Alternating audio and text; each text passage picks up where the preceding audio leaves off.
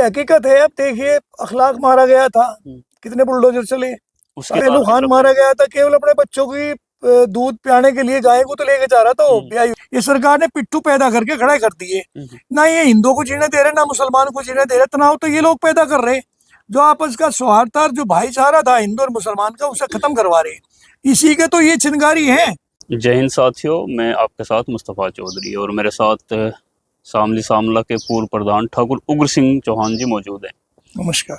देश में इस वक्त जो हालात हैं, जो घटनाक्रम चल रहे हैं और उसके बाद जो बयानबाजी और उत्तेजना भरी हेट स्पीच वो आप सब देख रहे होंगे। मैं अभी बीती 3-4 तारीख को जो होली बीती है उस पर बहुत सारी घटनाएं देश भर में घटी। दिल्ली के अंदर ही महज दिल्ली के अंदर 4-5 हत्याएं हुई, जिसमें एक तरुण नाम के युवक की भी हत्या हुई, जिसका आरोप क्या, जो हिंदू और मुस्लिम का रूप धारण किया। एक बच्ची से रंग भरा गुब्बारा एक मुस्लिम महिला के ऊपर गिरा और उसके बाद फिर खूनी संघर्ष हुआ और तरुण नाम के व्यक्ति की हत्या हो गई। अब देश के अलग अलग हिस्सों में हत्याएं हुई, लेकिन तरुण की हत्या इतनी चर्चित और इतना उस पर हंगामा, और जिन पर आरोप हत्या का था उनके घरों पर बुलडोजर भी चला, और उसके बाद भी कुछ हिंदू संगठनों के लोग डेरा जमाए हुए हैं और दावा कर रहे हैं, भाषण दे रहे हैं कि इस बार ईद पर भी होली खेली जाएगी खून की। इस तरह की बातें हो रही हैं, तमाम आप देख रहे होंगे। इसी पर बात करने के लिए मैं ठाकुर जी के पास आया हूँ। ठाकुर जी, आप पहले तो आपका बहुत बहुत शुक्रिया कि आपने टाइम दिया। धन्यवाद साहब, नमस्कार। तो त्योहार आपस में मेल मिलाप के लिए होते हैं, और ये तो रंगों का त्यौहार था, मोहब्बतों का त्यौहार था, और इस त्यौहार पर इतनी हत्याएं और उसके बाद देश भर का ये माहौल कैसे देख रहे हैं आप? देखिए, वैसे तो ये जो त्योहार है, त्योहार सारे ही सौहार्द के त्योहार हों, बड़े अच्छे ढंग से अपने अपने धर्मों के आधार पे लोग बाग त्योहार को मनावें। लेकिन होली थोड़ा सा इनसे कुछ हटके त्योहार है।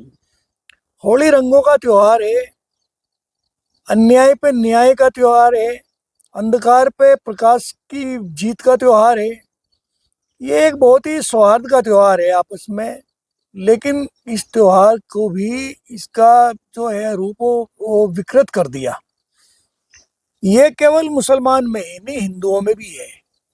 होली के त्योहार पे आपस में ही हिंदुओं में भी बहुत सारे झगड़े हों, वो तो है झगड़ों की बात।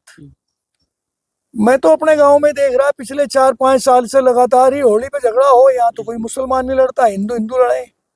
जैसे कि मैंने बताया भी, दिल्ली के हाँ अंदर ही हाँ, 4 और हत्याएं हुई जो आपस में ऐसा हिंदुओं होता के ही है। झगड़े में हुई। ऐसा होता है क्योंकि इसमें एक विशेष बात ये हो जाएगी, उस दिन छूट कर दी जाएगी। दारू वारू लोग बाग पीवे, दारू पी के मीट दारू उनके सब। अंदर एक चीज ही रहे, वो रहे नशा। बुद्धि बाहर हो जा और शराब अंदर चली जा। इस वजह से झगड़े हों, नहीं तो त्योहार तो कभी कहता ही नहीं कि झगड़े करो। अब ये जो मामला है दिल्ली का, उत्तम नगर का, जी जी। ये थोड़ा सा हटके है। इसमें इसे जो धर्म का रूप दिया गया, हिंदू मुसलमान बनाया गया इसे, ये एक सोचने की बात है। देखिए, यहाँ एक बात तो ये है जिस पर बड़ी चर्चा हो रही है आजकल, जो धर्म के ठेक्का लिए फिरे लोग बाग, जो इस किस्म की भाषाएं बोलते हैं, जो एक आग लगाने का काम करें, चाहे वो हिंदू रक्षा दल के लोग बाग हों, चाहे वो मुसलमान के रहनुमा हों। ये सभी लोगों का एक आदत सी पड़ गई कि इन्हें युद्ध कब हो, लड़ाई कब हो, गृह युद्ध कब शुरू किया जाए। ये गृह युद्ध की तैयारियां हैं और कुछ नहीं है। एक 7 साल की बच्ची, अगर वो, उसे तो पता भी नहीं धर्म का और जातियों का, उसे क्या पता। वो अगर गुब्बारे से पानी घेर रही थी किसी के ऊपर, उसे क्या पता था कोई महिला मुसलमान है। अगर उसके ऊपर गिर भी गया तो इतना बड़ा तो उसे भी कोहराम नहीं मचाना चाहिए था जो जितना हुआ। उसे भी हंस के, अगर वो एक बार मुस्कुरा के उस बच्ची के साथ को आगे चली जाती तो कोई नुकसान नहीं था। जबकि गुब्बारे में हो सके रंग भी हो, विशेष ज्यादातर तो पानी भर कर रखें। छोटे छोटे बच्चों के जो गुब्बारे आजकल आ रहे हैं उनमें पानी हो, पर अगर पानी भी ना हो, रंग भी हो, तो रंगों से कहाँ तक परहेज करेंगे। आप अगर इसे गहराई से देखें तो जितने भी वस्त्र हम पहरे हैं ये सारे रंगीन हैं। बिल्कुल। क्या मुसलमान सारे सफेदी वस्त्र पहरे हैं? वो भी रंगीन कपड़े पहनने हैं। मकानों पर रंग है वो भी रंगीन है। साग सब्जी फल फ्रूट जो खावे वो भी रंगीन है। तो रंग से कहाँ तक परहेज करेंगे? पहली बात तो ये कि उसे उस महिला को उस पर इतनी आपत्ति नहीं करनी चाहिए थी। फिर वहां से जो हजूम इकट्ठा हुआ, वो लड़का आया वो भी कहीं थे होली खेल का आया था, जिम से तरुण, दोस्तों के साथ आया, हाँ ऐसा वो भी, बताया गया। वो उस दिन त्योहार ही था इस जी टाइप का। जी। वो भी आया, उसने उस औरत ने जो है अपने मोहल्ले के लोगों को बटला किया, परिवार के लोगों को, फिर मोहल्ले के लोगों को बटला किया। और उन्मादी लोग बाग जगह जगह हैं, वह आए और जिस तरह से उसकी नृशंस हत्या करी गई, इसकी तो कोई भी आदमी बिल्कुल तारीफ कर ही नहीं सकता। निंदनीय घटना है। निंदनीय घटना है। रही बात ये कि मैं भी कई वीडियो देख रहा, मैं सुन रहा इसे बराबर कि जैसा काठगोदाम में हुई थी घटना, एक उसकी कटपीस वाले के साथ, कपड़े बेचने वाले की, और वहां एक आदमी निकल कर आया हिंदू, उसने अपना नाम बताया। जब उन्होंने पूछा कि भाई तू तेरा क्या नाम है, तू बता। मेरा नाम मोहम्मद दीपक है। कोटद्वार की घटना, कोट द्वार की। उसने, हाँ काठगोदाम ने कोट द्वार, जी जी, उसने उसे अपने आप को मोहम्मद दीपक बताया। जी जी। तो लोग ये कह रहे हैं कि भाई जब उस टाइम पे मोहम्मद दीपक आ सकते थे बन के, तो हिंदुओं में तो मुसलमान क्यों नहीं आ रहे? ऐसा नहीं है। मुसलमानों की भी कई वीडियो मैंने सुनी, कई वीडियो मुसलमान की भी आई, मुसलमानों ने इसका कहीं समर्थन नहीं किया। बिल्कुल इस बात का कहीं भी समर्थन नहीं किया। अब इसे देखिए, ये दो बात है। एक बात तो ये कि वो महिला इतनी विकृत दिमाग की थी कि उसने आग लगाई, और फिर बुद्धिहीन वे लोग थे जो वहां खड़े थे, उन्होंने वहां खून की होली खेल ली। उन्हें समझ करनी चाहिए थी कि त्योहार है। तो जब ईद के त्योहार पे हिंदू वो लेके सेंट लेके मुसलमान के पास जाए, उनके ऊपर डालने हैं, तो इसे ये मान लिया जा, यानी कि इस घटना को वो महिला ही रोक सकती महिला रोक सकती थी। अगर महिला पे नहीं रुक रहा था तो मोहल्ले के लोग तो रोक ही सकते थे, जो लाठी डंडे ले गए, कांच ले गए, पत्थर ले गए, उस लड़के को मारना पीटना शुरू किया।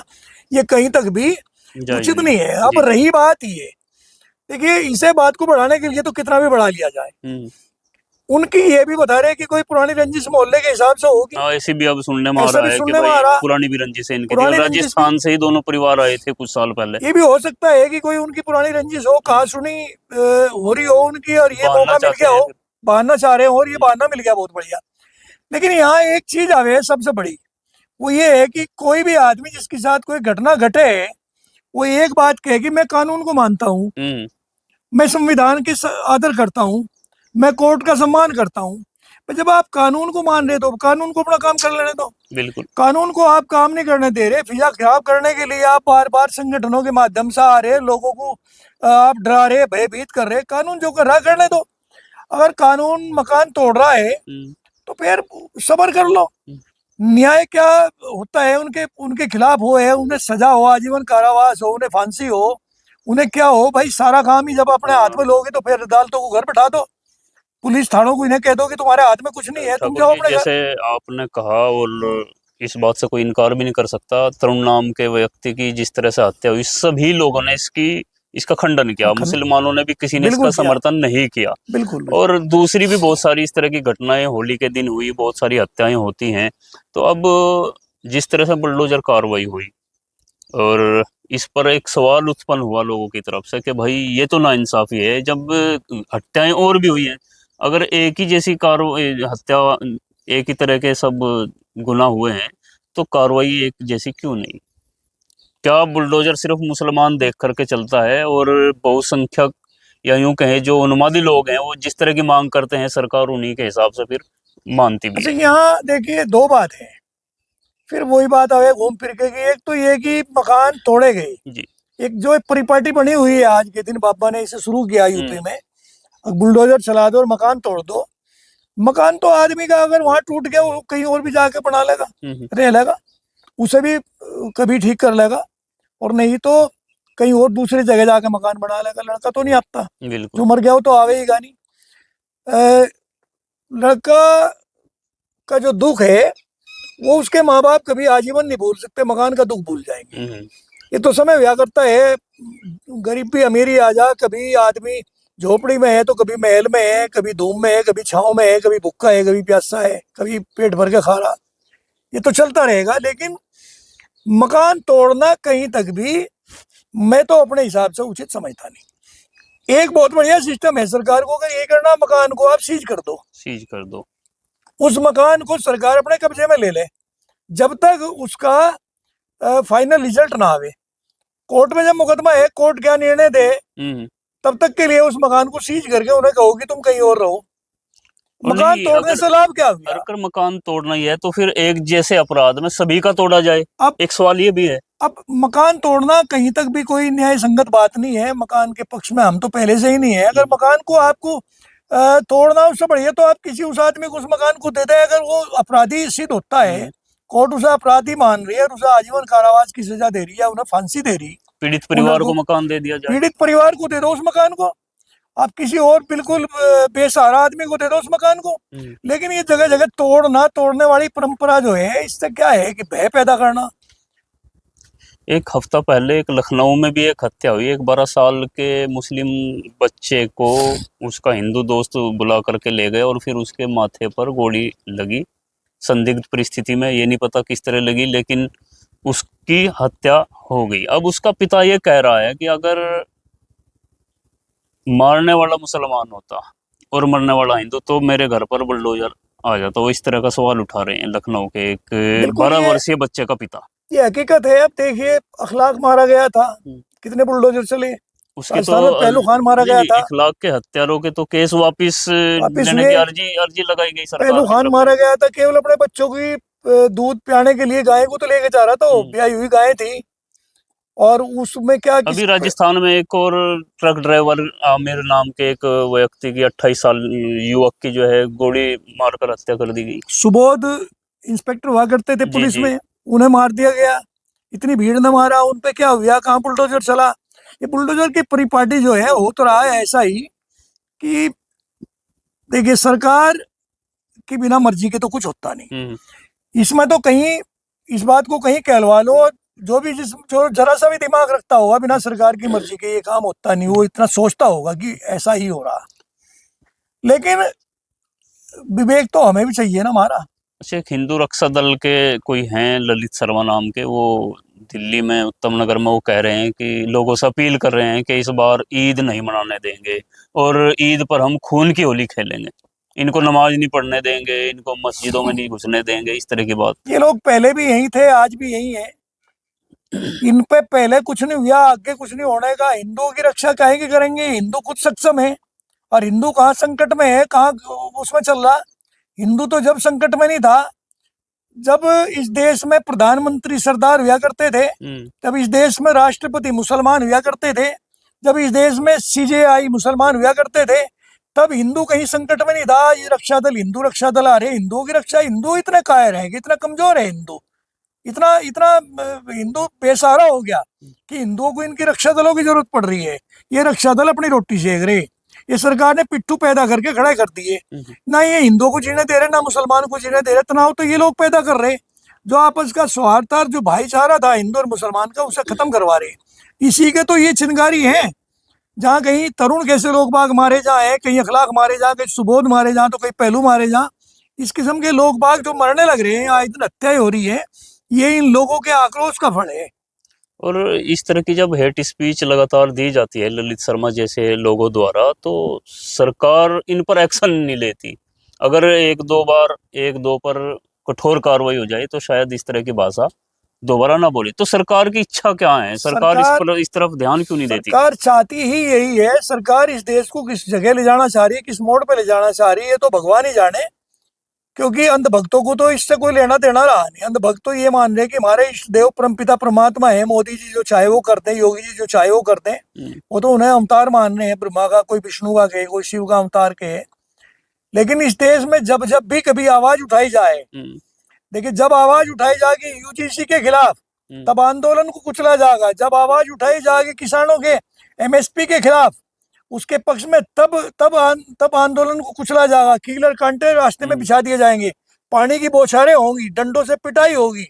तब आरक्षण को लेकर होगी, तब इनके साथ आंदोलनों को कुचलने की कोशिश करी जाएगी। जब इस किस्म के काम होंगे ना, तो उनको जब हिंदू और मुसलमान होगा, तब उनको शह दी जाएगी। ये सरकार शह दे जब हम अपने हक हकूक की लड़ाई के लिए सड़कों पर आवे, मैदान में आवे, तब कहीं कोई मदद नहीं करता, तब सरकार उसे कुचलने की कोशिश करती है, तब कहीं प्रोटेक्शन नहीं मिलता।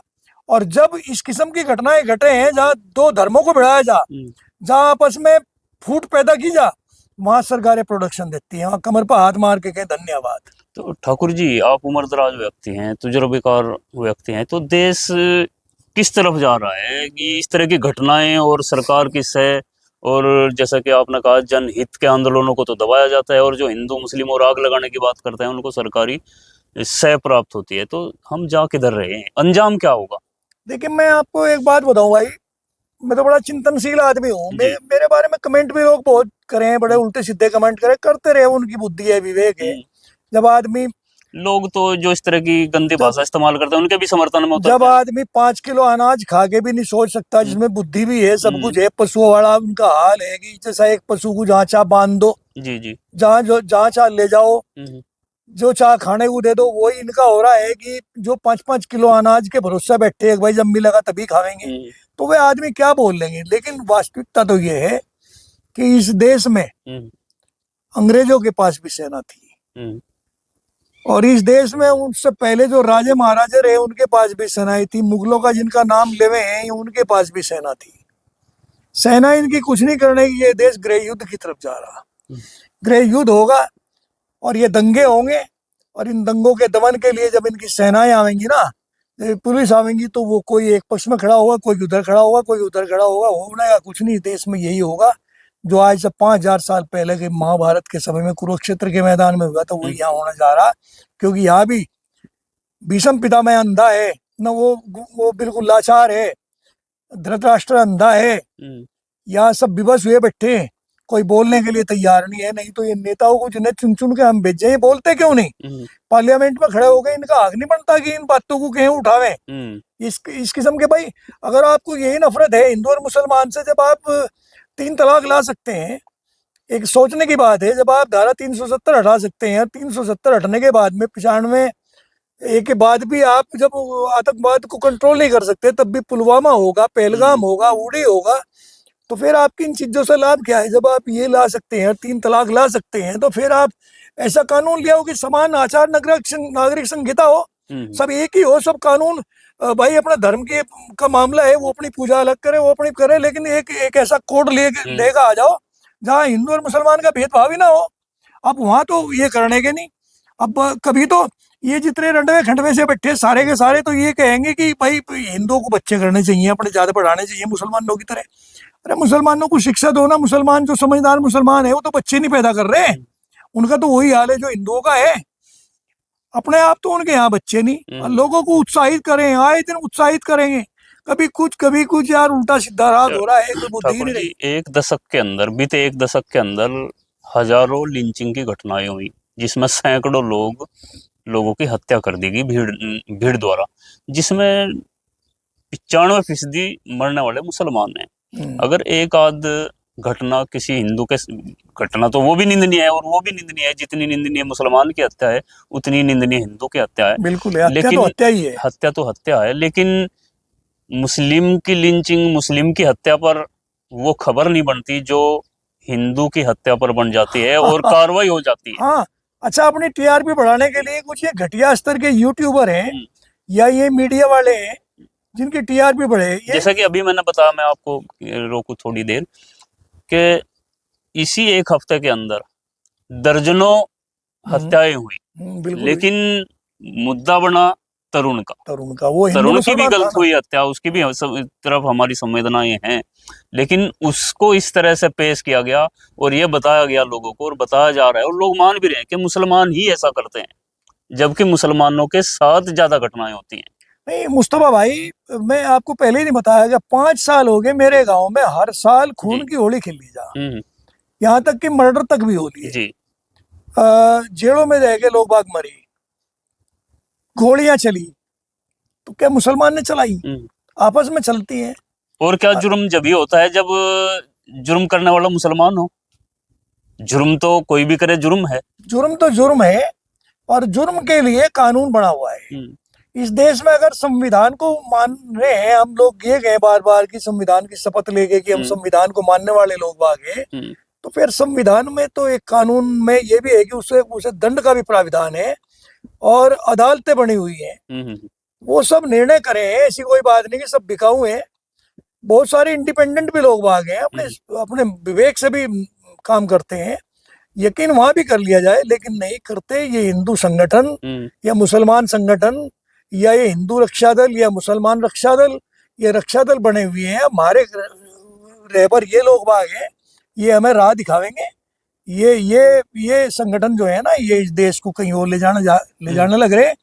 अगर आप ये मानते हो कि देश कहीं प्रगति की तरफ है, कहीं प्रगति पे नहीं है, इस देश का हाल किसी राजनीतिक पार्टी को तो लाभ हो सकता है।